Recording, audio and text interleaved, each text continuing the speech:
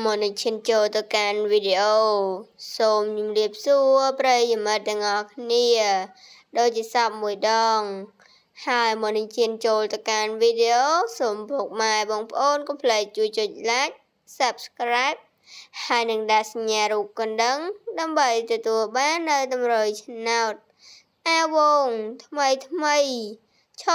តជារៀងរាល់ថ្ងៃក្នុងការធ្វើការចាក់ផ្សងសំណាងអាវង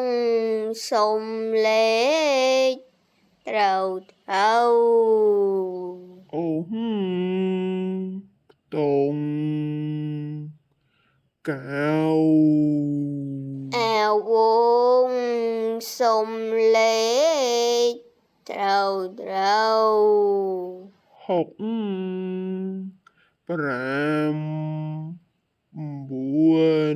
អាវងសុំលេ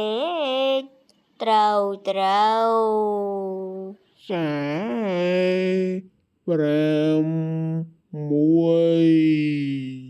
អាវងសុំលេខត្រូវអាចចាំ